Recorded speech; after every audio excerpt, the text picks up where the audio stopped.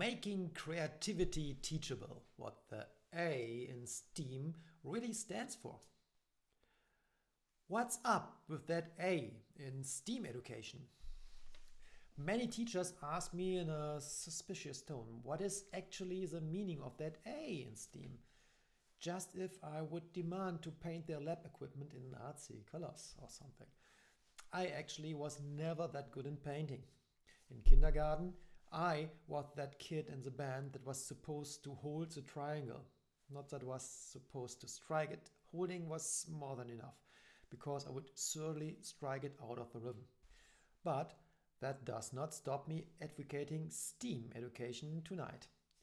Yes, the A refers to processes and mindsets that are deeply rooted in most of the creative and performing arts. These processes give us a toolbox to make every lesson more creative, more collaborative, more communicative, more fun. In my talk, I want to point out that this aspect of creativity belongs to physics from the very beginning, and that it is needed in modern curricula more than ever.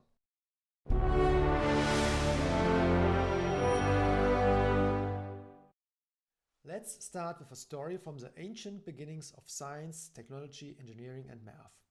This picture series depicts 6 blacksmiths who are striking their hammers.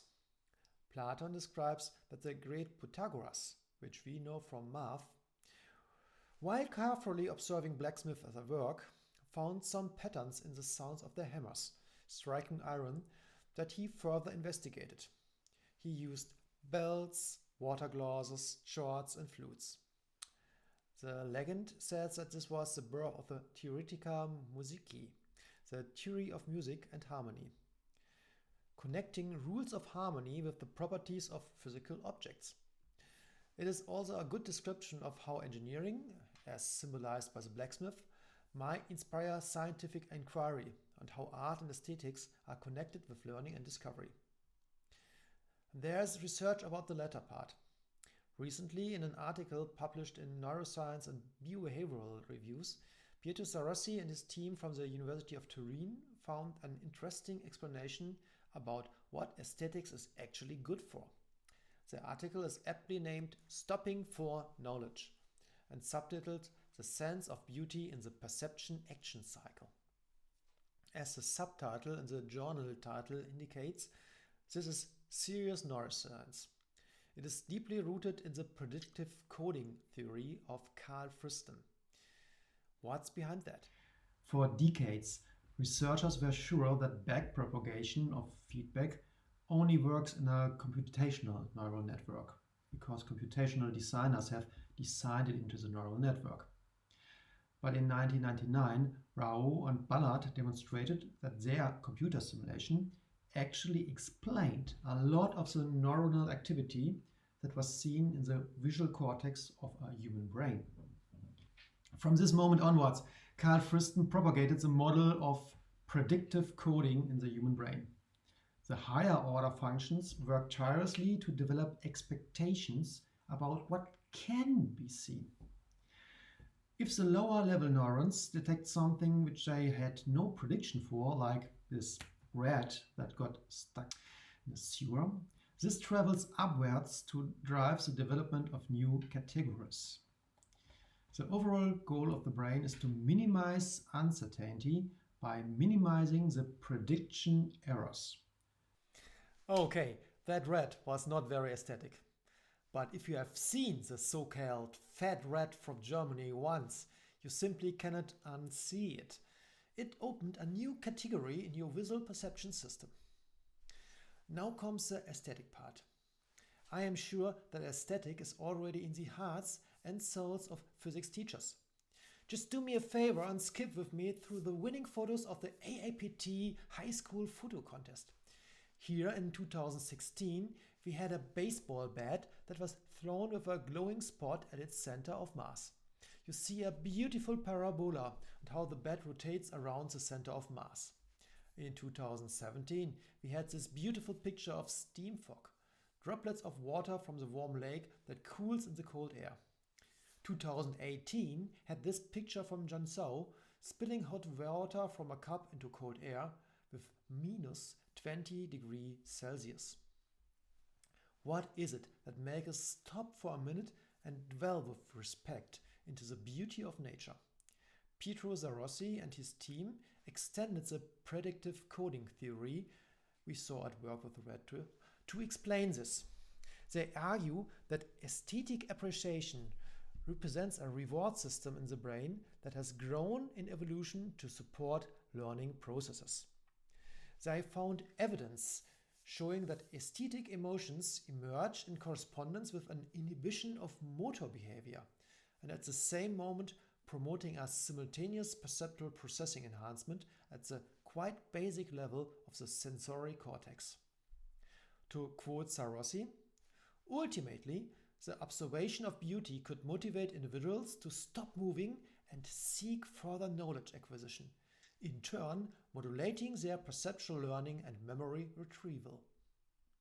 Time-wise, electronic encephalography, or EEG, reveals a sharp increase of prediction errors at the beginning of the stimulus. Prediction errors are relatively easy to detect in EEG. It is hi, yeah, that's why they call it a blue screen. Hi, sorry for messing with your brain again. What I just produced here was a P300 signal. It occurs 300 milliseconds after the onset of a stimulus and is positive, hence P, towards the skull potential. Typical, a negative signal occurs 100 milliseconds after a new stimulus is displayed. This is associated with signal encoding, followed by a sharp positive signal after 200 milliseconds, when the stimulus is successfully compared to something you have expected. But you did not expect the flow of my words interrupted by a blue screen. So your brain raised the P300 signal, calling all stations that we have a grave prediction error here and that needs to capture all attention. That is a "what is going on here" feeling. Okay, so far. Now, my face does sadly not fit into the aesthetic part of that diagram. So let's better recall the Georges Photo Contest winner picture from APT's Photo Contest 2018. It is aesthetically very pleasing. It contains nature, positive colors, and an open space that does not signal immediate danger. Yet something looks novel and unpredicted in this picture. What are the symmetric structures around Linjing? These structures captures your attention. You want to learn more, and you read in the description how Linjing used hot boiling water, splashed the water around in a cup, and made use of the effect that hot water causes more evaporation and creates a circular fog, and the fog turns into ice, and now you are pleased how all falls into place and fits to everything you already know about thermodynamics. What a pleasure, at least if you are a physicist. Now let's look at these pictures from just another contest, the poodle grooming contest. I assume that the dog is okay with what happens here. If you talk to the poodle groomer, you get endless rationale about why this grooming style makes sense, and everybody here at this contest considers this very aesthetic. It's just not my sense of aesthetics. Sorry. That said, aesthetics is in the eyes of your target group. Finding out by trial and error what pleases the eye and raises the interest of a target group is a typical skill of artists. And I would add it should be a typical skill for science teachers too. It is for sure important for engineers and designers. It helps young people to connect to communities. That is why we have the APT photo contest. It helps young kids connect to the community of physicists. These kids are here and display their art. STEAM provides processes that help young kids connect to people and knowledge by creating things. And that is where the A comes into STEAM education. So, STEAM education does not imply to pick just another subject to fit in your already scarce resources of teaching hours. It is not meant additive. Instead, it implements processes that are borrowed from arts and design into your STEM teaching. Most of these processes are iterative, hands-on and learning by doing, as a lot of good teaching processes in STEAM are anyway.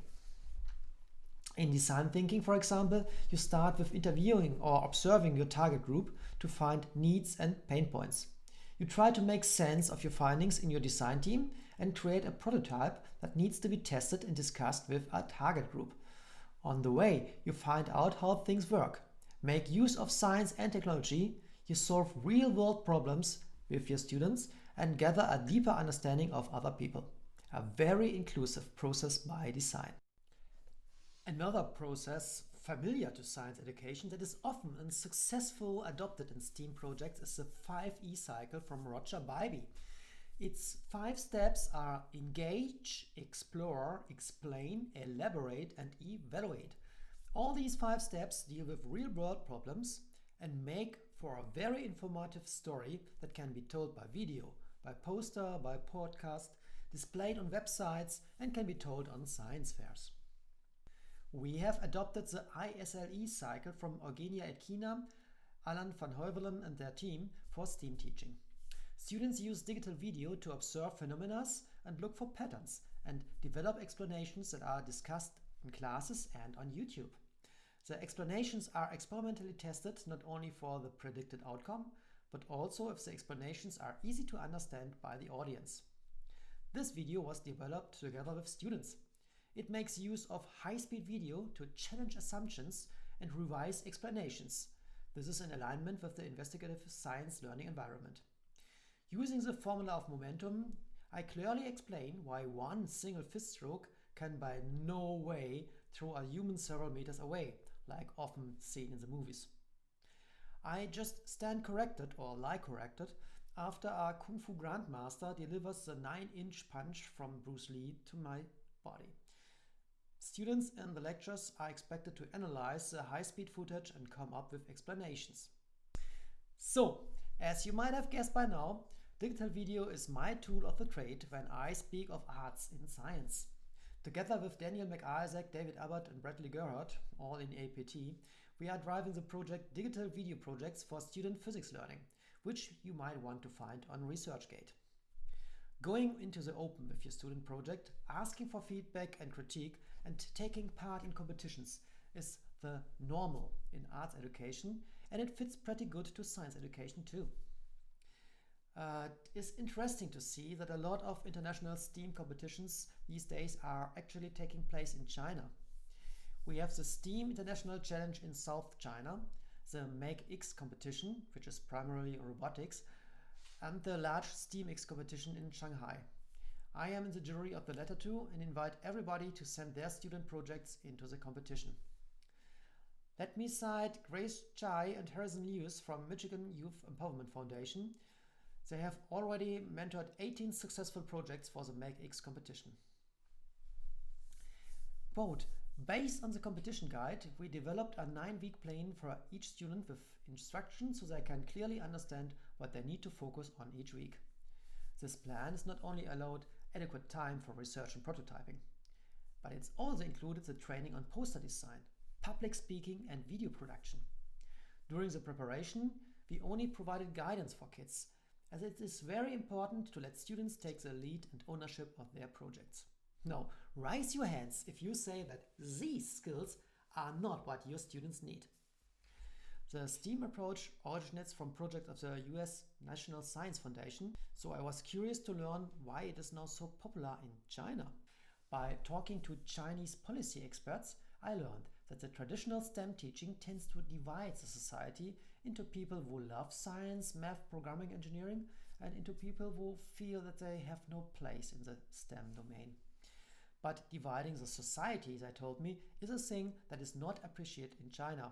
And I was thinking, that's also a bad thing where I came from. The Chinese policy experts added, we see here in Shanghai, the machines that we are producing in our factories are able to replace the kids that we are educating in our schools. And that is why we support STEAM education. STEAM education is more inclusive and fosters creativity and other 21st century skills. And I say these are good arguments wherever you are educating people all in the world. Thank you.